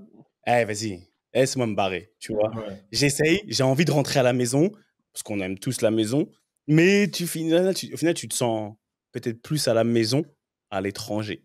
Est-ce que c'est aujourd'hui, 32 piges, est-ce que c'est le cas? Et pourquoi en vitesse, pourquoi la MLS? Tu te dis, vas-y, là, pour partir, allez, autant partir, vivre le truc en grand. Ouais. En fait, là, je sortais la Russie, je sortais de 2 prêts qui ne sont pas très bien passés, soit à Reims et à Troyes. Voilà, on a joué le maintien, même à Troyes, on est descendu. À Reims, on s'était maintenu, mais à Troyes, on est descendu. Et en fait, là, en fait, quand je suis en France, on joue le maintien, et même à Reims, je jouais pas. À Reims, j'ai joué 9 matchs, mais j'ai vu qu'on faisait passer le problème de l'équipe ou du club à cause de moi. Parce que voilà, les gens, ils sont toujours restés bloqués à Chris de 20 ans, parce que je me rappelais même à 3, quand on se maintient pas, je me rappelle d'une phrase de Benjamin Nivet, on est sous la douche, il me dit, à la fin de saison, on est descendu, il me dit, Chris, honnêtement, j'avais trop de préjugés sur toi avant la saison et tout, et j'étais vraiment surpris de comment tu t'es comporté pendant la saison. Moi, je pensais, comme tout le monde le dit, t'es un petit con dans un vestiaire. Et moi, tu vois, je lui dis, et franchement, tu t'es super bien comporté, ça s'est très bien passé avec toi, et j'ai pas eu de problème avec toi. Et j'ai même cas avec AOC à Reims, où là, c'était Deveau qui disait la même chose. Et tu vois, je lui dis, en fait, en France, les mecs, quoi que je fasse, quoi qu'il arrive, ils sont bloqués sur cette image de moi il y a 20 ans. Et en fait, entre-temps, j'ai l'étiquette, alors entre-temps, je suis père de famille, voilà, j'ai une femme, des enfants, je suis un peu plus posé, je fais plus la malade le week-end, c'est bon, tu vois, c'est terminé ça. Mais Et au final, après, t'as pas tué quelqu'un. non, j'ai pas tué quelqu'un, mais bon, pas tué quelqu'un. tu connais. Les gens, ils sont là comme ça. Tu connais. Les gens là, ils sont jamais sortis. Il y a des gens là, ils sont là. Moi, je te le dis. C'est ça qui me fait rigoler. Et c'est juste pour vraiment te donner encore plus de force. Parce que les gens, ils rentrent dans nos têtes, souvent. Et nous-mêmes, on commence à limite, des fois, douter ou à donner des limites, des excuses aux gens, dire ouais, c'est parce que, tu vois. Alors qu'au final, t'as fait ce que tout le monde fait. La majeure partie. Mais chose que tu t'es fait péter. Et la chose que tu t'es fait péter. Et c'est tout. Mais au final, il y a tout le monde qui est sorti, il y a des gens qui ont trop bu, il y a des gens qui ont fait pire que ça, des gens qui se sont retrouvés dans des salades vraiment, vraiment très sales. Ça a été couvert. Là, ça n'a pas été couvert. Et donc voilà, mais l'étranger, c'était ta maison, c'est devenu ta maison ou pas? C'était pour ça, parce qu'après, voilà, après, t'as toujours les journaux locaux, tu vois, qui sont un peu plus, tu vois, tu savais, quand tu joues à maths, ils te mettent des notes, tu vois, la critique, elle était, des fois, tu faisais un peu mal, tu notais mal, après, tu vois, t'as toujours tous les gens, en fait, et c'est pour ça que peut-être que tu as du mal, c'est que, bah, tu suis pas la presse, tu joues au match, tu sais quand t'es bon, quand t'as pas été bon, t'as pas besoin que tes potes, tes amis, ta famille te disent, ouais, t'as vu ce qu'il y a écrit dans l'équipe sur toi, t'as vu dans la ligne, et en fait, c'était toujours ça, dès que j'étais sur le terrain, j'avais l'impression que, ouais, le problème c'est Chris. Le problème c'est si, parce que voilà, là, là, là. En fait, ils voulaient toujours parler sur moi en mal. Et, et en fait, voilà, c'était un espèce de ras-le-bol. Et en fait, je me dis, de toute façon, ouais, cette image-là, peut-être aujourd'hui, je serais à nouveau prêt à le confronter, mais à l'époque, j'avais encore que 24, 25 ans. Voilà, ça me faisait chier d'être toujours au centre des critiques. Quand à Reims, on joue 9 matchs, on fait passer pour le maintien, c'est à cause de moi, alors que c'est vos gars qui jouent, c'est pas moi qui joue.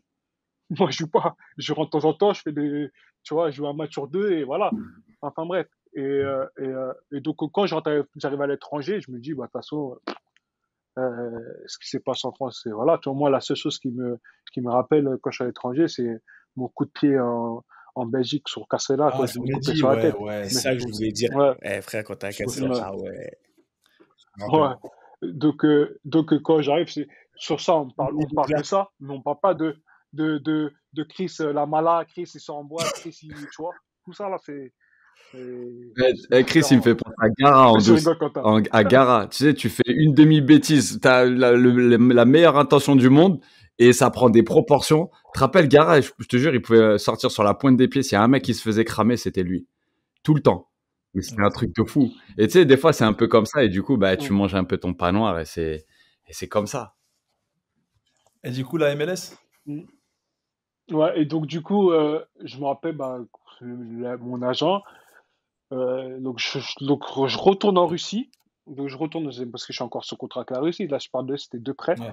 Je retourne en Russie, il me reste encore 1 an de contrat. Et le club russe, de toute façon, j'étais plus dans les papiers. Ils me disaient, ouais, tout, nous, on veut pas te garder. De toute façon, faut que tu trouves un club. Mais moi, il me reste 1 an. Et je me dis, dans ma tête, j'ai fait 2 prêts qui ont été chaotiques. Je me dis, de toute façon, il me reste 1 an de contrat. Je vais m'asseoir sur mon salaire. Je vais bien rester là où je suis. Même si vous ne pouvez pas jouer, je serai là. Du 30, tu vois. Pendant 1 an. J'ai dit, là, j'ai mis le foot de côté. Sur cette période-là, j'ai mis le foot de côté. C'est ça, je dis là. Même si je ne vais pas sur le terrain, je vais venir tous les jours, je serai là. Là, Q, là, c'était Et, pas Money Move, là, c'était Money Stay, là. non, là, c'était mon estate. Là, On va assumer. J'ai dit, voilà, j'ai dit, là, je vais rester. Et en fait, toi, au bout de 6 mois, je dis, ouais, je joue pas et tout. Ouais, j'ai 26 ans, je joue pas pendant 6 mois. Et, donc, je dis à mon agent, je dis, bon, écoute, moi, 2 saisons galères en France, je ne me vois pas retourner encore un prêt ou rester en France ou je sais pas où. Moi, j'ai envie de changer totalement. Je lui dis, je vais changer totalement. Je vais aller en MLS. Il me dit, comment ça, MLS? Je dis, moi, je vais là-bas aux States. Je vais là. Il me dit, ah ouais, ok. Il me dit, ok, vas-y, je vais voir ce que je peux faire pour toi. Et moi, tu as vu, comme tout bout français, nous, on connaît que New York, on connaît que Los Angeles ou Miami. Miami. Moi, j'ai 3 destinations dans ma tête. Moi, je connais pas les États-Unis. Il n'y a que 3 destinations que je connais. Et je dis, ouais, moi, je vais. Alors que Moi, c'est je un dis, continent. même. C'est grand comme. Mais non, mais nous, on connaît pas. Mais Nous, c'est on connaît vrai. que 3 villes. On connaît pas les autres. Hein, on dit Nashville aussi, moi, je connais Alors pas. que t'as Avant, dit un je connaissais Toronto, pas. frère, t'as dû faire waouh. Attends, Elle t'a serré. quand tu dis ça, moi, il m'envoie, moi, il me dit tout, dis-moi tout. Je connais un mec, bah, tu connais Jérôme Méry. Il me dit, ouais, je connais un mec, il connaît un peu mieux le marché américain. Mais on doit le rencontrer sur Paris. Je dis, ok, pas de souci. Maintenant, je le rencontre, il me dit, ouais, et tout, c'est comment? Je dis, ouais, moi, je suis là. Je vais aller aux États-Unis, à New York, Miami ou Los Angeles. Miami, il n'y a pas Il me dit, d'équipe à Miami. Je crois qu'il n'y avait pas d'équipe. non, à l'époque, non. Il n'y avait pas. Non, il n'y avait pas. Je dis, ouais, je suis en menteur. New York ou LA. Ah, mais c'est sûr, il Je dis, ouais, New York, LA. toi, tu veux des Miami, mais il n'y a pas de franchise là-bas pour l'instant. Attends. Ah bah ouais. Après, il me dit, attends, ouais, mais non. Et après, il me dit, attends, moi, j'ai ton profil et je sais qu'à Toronto, ils seront intéressés. Je dis, ouais, à Toronto, il fait froid là-bas, tu vois. Je dis, moi, j'étais en Russie pendant 2 ans. Je connais le froid de Russie, moi. Je dis, moi, j'ai pas le froid et tout. Après, il me dit, mais non, t'inquiète, et tout, regarde. Il me sort son ordi, il dit, regarde, la saison passée, en 2016, ils font finale de MLS. Tu vois, ils font finale d'MLS, ils font une grosse saison, et cette année, l'année prochaine, en 2017, ils veulent le refaire, ils veulent aller en finale de MLS. Et il me dit, regarde, il y a Jovinko, Altidore et Michael Bradley. Moi, je regarde l'équipe, et puis je vois Chirou, je dis, putain, ça va, tu vois. Il me dit, et tu vois, et je dis, ouais, au moins, tu sors de l'Europe, mais tu sais, c'est une équipe un peu européenne, parce que c'est des mecs qui ont l'expérience en Europe, Ouais. tu vois. Je me dis, ouais, tiens, il y a quand même une grosse expérience européenne, donc au final, c'est pas comme si je retourne dans un club 100% américain, les mecs connaissent pas, et au final, je me dis, bon, ok, ils sont en finale. Après, il me dit, ouais, bah, tu sais quoi, il me dit, ouais, ce que peut-être, je dis, ouais, ok, vas-y, essaye de voir. Il appelle le club, on est au rendez-vous comme ça, il répond pas, il envoie un message, il dit, ouais, tout, je suis avec Chris Mavinga, il veut venir à MLA chez vous. Il dit, ok. Les mecs, ils répondent par texto, ils disent, ouais, on va revoir des vidéos, on te rappelle. Même pas 30 minutes après, il dit, ah, il me rappelle, allô, ouais, c'est bon, on veut le faire. C'est comment, ça se passe comment? Je dis, ah, putain, ils sont vite, ils sont rapides au moins, tu vois, ils sont clairs, tu vois. 30 minutes après, il me dit, ouais, tout, c'est bon, Chris, on veut, tout ça, il n'y a pas de souci, c'est comment ça se passe? Après, je dis, voilà, en fait, après, il me parle de salarié cap et tout. Je dis, de toute façon, moi, j'ai encore 6 mois avec les Russes. J'ai dit aux Russes, moi, je vais toucher mes 1 an. Quoi qu'il arrive, je touche mes 1 an. Moi, je ne veux pas. Il me dit, vous me libérez, mais moi, je vous touche mes 1 an. Donc, en fait, on se met d'accord pour. Il me paye mes 6 mois, mais je signe donc à Toronto. Donc, quand j'arrive à Toronto, là, tu vois, j'ai un petit salaire, tu vois. Mais en fait, c'est contrebalancé avec mon salaire de Russie. Donc, au final, tu vois, je me plains pas, je suis bien, tu vois. Et après, ouais, voilà, hein, l'histoire, c'est, j'arrive l'année là, ouais, quand j'arrive à Toronto, moi, j'arrive à Toronto. L'équipe, en fait, moi, j'avais pas calculé ça, mais les entraîneurs, ils changent pas une équipe qui gagne. Mm. Donc, la même année, ils commencent la même année avec les mêmes joueurs de l'année dernière. Donc, Logique. moi, ben, il me fait asseoir. Moi, je m'assois et tout, je joue pas les matchs et tout, tac, et on commence 3-4 matchs. En plus, on gagne pas, mais on perd pas. Match nul, au moins 5-6 matchs, on fait que des matchs nuls. Il me fait maintenant, 7e match, il me fait rentrer, il me fait jouer. On joue Atlanta, son équipe.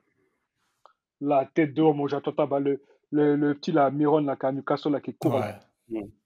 Voilà. Et lui, il joue Atlanta à ce moment-là. Maintenant, Atlanta, l'équipe ne connaissait pas, même eux, tu vois, elle venait d'arriver dans la ligue. Ouais. Donc, personne ne connaissait l'équipe d'Atlanta. Donc, on arrive et tout, il n'y a pas trop d'informations sur eux, tu vois. On joue le match, la tête de homme, 2 buts. 2 buts. Ils m'ont mis vitesse. Moi, je suis arrivé avec mentalité française. Ouais, c'est facile à MLS. Je vois 2 buts derrière mon dos, les petits cours. Boum, il marque un contre un, but. 2. À la 60e minute, je vois le coach, il fait. On entend. J'entends moi, attends. Moi, je suis à 60 minutes, j'entends. Tu vois, 59e. C'est comme si 50e, là, les trucs là, où le coach, il veut pas sortir à la mi-temps, mais tu sors un peu après. Tu vois, il sait que tu vas sortir. Moi, je me dis, putain, c'est chaud. Toi, la MLS, le public, ils sont gentils normalement. Je vois, ils commencent à siffler. Je dis, putain, je me fais siffler pro du match ici. Je dis, mais je suis mort. Je rentre, je rentre. Je te jure, je dis ça à ma femme, elle est dans le match. Hein. Je dis, écoute, j'arrête. Je joue plus au foot, c'est fini. Oh là là, à ce moment-là. Je lui dis ça. Je lui dis, attends, en France, c'est mort. La MLS, c'est mort. On va aller où? Non, dis-moi, on va aller où? Si t'arrives pas en France, t'arrives pas aux États-Unis, tu vas aller où? Mais c'est fini. Cherche pas qui. Le football, c'est fini pour toi. Moi, dans ma tête, je dis, franchement, j'arrête, c'est fini. Elle me dit, non, tranquille, t'inquiète, ça va aller. Je dis, non, bah, c'est quoi? C'est mort. Non, tu connais, il remet son équipe, ils enchaînent. Mais non, malheureusement pour lui, il y a un mec qui se fait genou en match. Donc, le seul défenseur, c'est moi. Je suis obligé de jouer. Je vois, tu vois, je sens que, vas-y, tranquille. Moi, je dis, tu connais, je joue simple. Tu te prends pas la tête simple. Tu récupères, tu donnes. Mais non, tu vois, je rentre dans le bon mood. Et en plus, à ce moment-là, c'est là où l'équipe, en plus, elle commence à gagner les matchs. Quand tu commences à gagner les matchs, quand tu es dans le groupe, c'est facile. Ça devient même plus facile. Ouais. Et donc là, on commence à gagner les matchs et tout. Et là, je rentre dans l'équipe et tout. Et après, au final, on va jusqu'en finale de l'MLS et après, au final, on la gagne. Mais ouais, non, la première année, elle était trop difficile pour moi. Je me suis dit, je vais arrêter Là, aussi. c'est vrai, là, c'est vraiment, t'es marqué du saut de l'adversité, toi. Moi, là, Frère, je t'ai dit, il est tamponné, c'est c'est en lui. J'ai dit, non, mais même en toi, MLS, c'était ouais, je me suis dur. dit, C'est limite, non, la MLS, tu vas le soupçonner d'avoir fait exprès, frère. j'ai pas fait exprès, mais en tout cas, c'est pour dire aux gens même que j'entends parler de la MLS, ouais, on vient pas que ta mentalité en mode, ouais, ça va être facile ici, tu vois, t'inquiète, ça va rouler. Parce qu'en fait, des fois, tu joues contre des équipes, ouais, il y en a plein, lui. T'as des Sud-Américains, ils sont pas connus en Europe. C'est-à-dire, toi, des fois, tu sais, tu joues contre un joueur, là, Pookie de Minnesota, tu sais que ça égale les gens en première Ouais. ligue, tu vas le serrer, dans ta tête, tu sais déjà, tu vas jouer contre un mec qui a joué en première ligue. Donc, tu vas le mais quand tu as un petit joueur qui vient en Argentine de Lanús ou je sais pas où, là, des clubs là-bas, là, d'Argentine, tu sais pas qui il est. Quand il rentre sur le terrain, là, tu vois, il commence à faire des crochets, toi, tu le rentres dedans, il se relève, il rejoue, il continue. Tu dis, mais même quand tu rentres dedans, il est toujours présent. Tu dis, ah ouais, non, en fait, au final, tu vois, je peux pas jouer avec la mentalité, ouais, ça va être facile, c'est la MLS, parce que tu vois, en France, on pense que la MLS, ouais, vas-y, tu survoles. Il y Mais a des joueurs, il y en a des réalité, joueurs. il y a toujours des joueurs, et partout il y a des joueurs en fait. En fait, on se rend compte qu'en fait, partout il y a des joueurs. Il y a des joueurs, ils vont te faire mal à la tête. Et au final, quand tu te mets dans la tête de dire, vas-y, tu sais quoi, je vais jouer un peu plus sérieux. Ouais, là, après c'est mieux. Mhm. Franchement, Compenser. monsieur non, tu sais quoi? On va faire un jour, on va faire un autre truc, un live, Insta, un truc comme ça. Moi, je veux qu'on parle non, mais qu'on parle des léopards. C'est pas pour aujourd'hui. Parce que Parce là, que c'est ça vrai aussi, que c'est là, une autre partie. on n'a pas tout couvert, là. Non, on n'a pas tout Mhm. couvert parce que quand tu vois, c'est un peu comme toi, Ricky, hein, quand on voit que vous avez beaucoup voyagé, c'est difficile de couvrir toute votre carrière et les moments, non, mais les moments importants, les moments vraiment importants, en fait, et c'est bien, comme tu l'as dit, parce que limite, tu coches beaucoup de cases de ce qu'on fait dans BMC, des épisodes qu'on a fait dans BMC. Tu as parlé de foot business, tu as parlé de toi en tant que personne, tu as parlé de l'agent. En gros, on a compris que tu avais un seul agent et l'adaptabilité, tu vois, il s'est adapté à plein de pays. Donc, au final, c'est bien d'être un témoignage à toi tout seul, tu es un témoignage vivant de beaucoup de choses. Et je sens que ça y est, là, on t'a déclenché, ça y est, c'est parti, on peut faire une autre nouvelle heure. Mais on va pas pouvoir. Mais Chris, vas-y, dis-moi vite fait, c'est quoi ton programme de ce week-end? Maintenant, qu'est-ce qu'on peut souhaiter à Chris Mavinga? Bah, me souhaiter, bah, là c'est, en fait, l'année passée, voilà, ça a été un peu compliqué. C'était un peu plus compliqué que d'habitude. Bon, ça a été, en général, que ce soit personnel ou le club.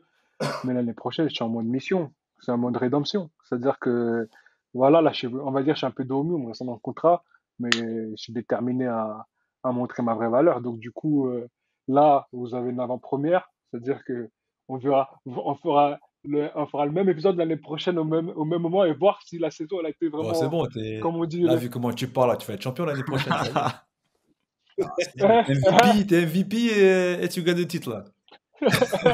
Moi, je dis, peut-être pas champion parce qu'après, c'est l'équipe. Mais moi, pour mes performances personnelles, elles sont là.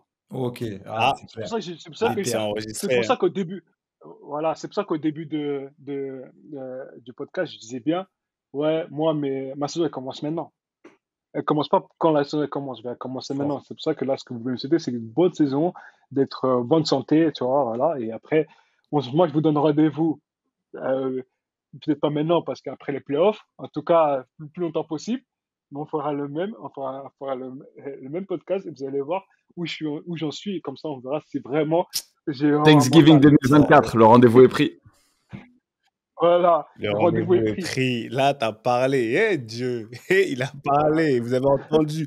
Ouais, de toute façon, c'est là, c'est gravé dans le marbre. Il n'y a aucun problème. Et franchement, je pense que non, c'est bien. De toute façon, tu aimes ça. Hein. Ah, là, tu as parlé. Tu as dit que contre vents et marées, tu vas seulement délivrer. Tu n'as pas le choix. Bah, on va aller. Là, Rambouille. on va aller en guerre, là, je suis en mission. Ah, et comme on a dit, les missions, les frères, et quand voilà, t'as ta mission, on n'abandonne jamais une mission. On va toujours au bout de la mission. C'est ça. On n'abandonne jamais. Ça dit quoi, Rambouillet, ce week-end? Ou Ce week-end, du côté écoute, Fati? Parce que toi, c'est pas seulement Rambouillet, on peut aller un peu partout, Versailles, on peut se balader dans la France. ouais, Tu non, peux non. aller sur des plateaux. On va où? Ligue 1, Ligue 2, ça dit quoi? Justement, ce week-end, il n'y a rien parce que je devais aller commenter à Brest contre Strasbourg, mais le match a été reporté. Tu sais, en France, là, il y a une grosse tempête, là, tu sais. Ouais. Ouais, bah oui. Et Oui, je du l'ai. coup, là, en Bretagne, tous les matchs ont été, enfin, surtout à Brest, les matchs ont été reportés pendant 2-3 semaines. Donc, du coup, il n'y a pas de match à Brest et le match, ils l'ont décalé en décembre. Donc, je ne pense pas que je vais être reprogrammé quelque part. Donc, j'ai week-end off. Du coup, je pense que je vais rester avec mes petits de Versailles. Ils ont un match de Gambard à Fresnes, au quartier là-bas, là. Donc, on va aller les soutenir. Et puis non, ça va, hein, quotidien, toujours la même chose, hein, préparation des diplômes, BEF avec les petits, tout ça. Donc ça bouge pas. Quotidien, routine normale, donc ça va. Mon poussin d'Atlanta. C'était quoi, mon gros Le, poussin le, d'Atlanta? le poussin d'Atlanta, c'est les fins de saison comme Chris les connaît, à savoir, ça se trouve dans 2 jours, je suis en vacances. Ça se trouve, au prochain épisode, on aura renversé une montagne, on se sera qualifié, ou on sera retourné à Columbus pour un 3e match. Et Dieu seul sait l'issue. Donc, ce côté anxiété, parce que une fois que la saison se termine, comme on vous expliquait, il y a le médical de sortie, le rendez-vous de voilà ce qui va se passer l'année prochaine, tant c'est plus. Donc, en gros, tu vois, la timeline, tout d'un coup, elle se rétrécit à partir du moment où tu joues plus de matchs. Donc, c'est toujours des périodes un petit peu anxiogènes pour la famille. Nous, on a l'habitude, mais plus on a de responsabilités, plus ça peut peser. Et en même temps, on apprend à relativiser parce que, bah, tu vois, avec Chris, on a un très bon ami et ex-coéquipier qui a fait une rechute, qui avait un cancer, qui a eu un cancer de la moelle osseuse qui s'est déclaré en Le juillet. japonais, là. Ouais, Tsubasa Endo en juillet dernier, qui a rechuté tout récemment. Et il y a, Elle a rechuté, là. ouais, il vient de rechuter. Et il y a mon très bon ami Brian Bergogneau qui lui aussi a été opéré d'une tumeur à la glande salivaire. Et c'est un truc où, autant le foot, ça peut t'amener du stress, des anxiétés, mais après, tu relativises vraiment parce que bah, quand j'ai eu en FaceTime mon bon gars aussi, j'ai vu qu'il avait une cicatrice de là jusqu'à là, bah, je peux pas m'empêcher de penser à lui, à Tsuba, et me dire qu'on a vraiment de la chance. Et quand Chris dit souhaitez-moi la santé, bah, c'est vraiment pas à prendre avec des pincettes parce que, en vérité, on a de la chance. On a de la chance, donc c'est un truc où, ouais, tu vois, un petit moment gratitude, à savoir, franchement, je suis super confortable dans mon inconfort comparé à beaucoup d'autres. Ouais, bah c'est bien de rappeler, surtout dans la période dans laquelle on est, tu vois, ça permet de remettre les choses un peu à leur place, en perspective. Quand j'ai vu Brian Bergogneau, tu lui enverras toute la force de la famille de la part de la G86 et de la BMC, parce que voilà, c'est plus important que du ballon. Et c'est aussi pour ça on essaye chacun à notre niveau d'apporter sa petite pierre à l'édifice et de relativiser. Quand on parle de foot, des fois, je pense qu'il y a c'est l'opium du peuple, c'est vrai, mais ça prend souvent des proportions où, avec le recul, tu te dis, mais attends, mes frères, doucement, tu vois, doucement. Et là, ça, c'est plus important. En tout cas, de mon côté, à ce week-end, Ricky, ça y est, j'arrive, la dernière fois, tu m'as envoyé un message, je t'ai dit, j'arrive bientôt, non? Rappelle-toi, tu m'as envoyé un message, tu m'as dit, regarde, il y a qui fait telle chose pour la première ligue. Rappelle-toi, Ricky. Ah ouais. Ah Attends, on a une ouais. exclue. T'es rapide, toi. Hein? On a une Rapide, exclue. toi, hein. On a un nouvel Je sais pas, c'est bien. Canal Plus ou quoi? Ah, il est Ouais, rapide, le boug, hein. non, c'est pas que c'était déjà dans les.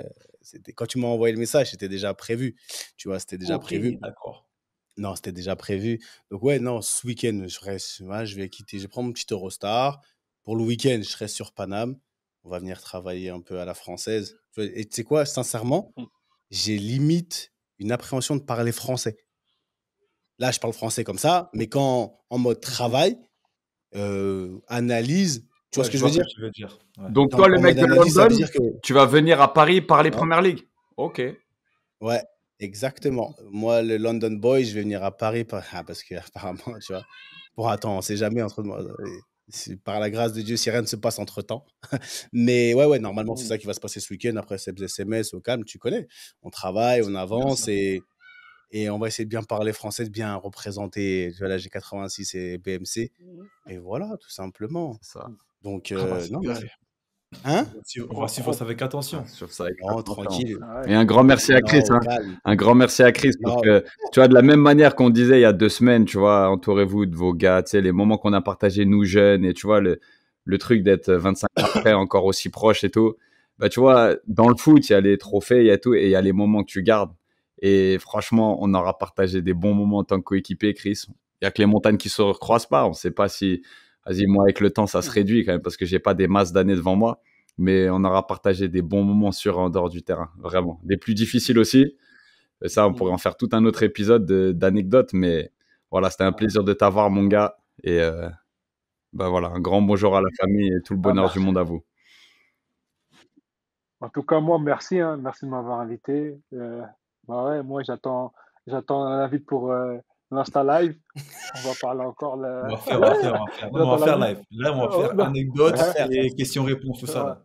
Ouais, parce que les Voilà, on va léopards, faire c'est ça. important aussi. Tu vois, c'est très important de Ouais, parler c'est vrai. de ce côté-là. Parce que c'est une autre partie de ta carrière que tu vas nous exposer en live. Mais Ouais, on va faire ça. Et comme j'ai dit, rendez-vous l'année prochaine. Thanksgiving Au même 2024. endroit. Non, j'oublie pas. c'est Notez-le bien. Ah ouais, mais Non. toi, note-le bien. Nous, on est là, nous. Ah. Hein, t'inquiète pas. Nous, normalement, comme il a dit, hein, si Dieu veut, on est là, nous. Hein. nous, ça bouge. Ouais, si tu veux, on sera là. On sera là. Nous, ça bouge pas. Et t'inquiète pas, on sera là. Et on aime bien aussi prendre des rendez-vous. On aime bien les honorer. Et après, Chris, petite question, parce que j'ai un problème de. T'étais à Verneuil quand t'étais petit? Non, moi, j'ai fait direct Candeloge. Direct J'ai pas fait Candeloge. le préfaux.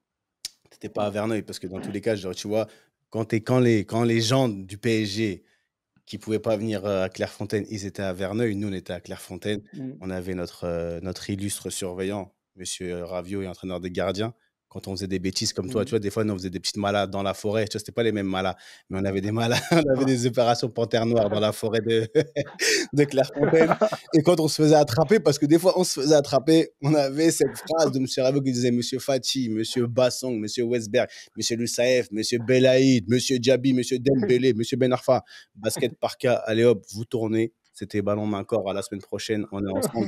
Merci, Monsieur Chris Mavinga. Tu fais partie de la famille. On se voit très bientôt. One love. You. À bientôt. Ciao.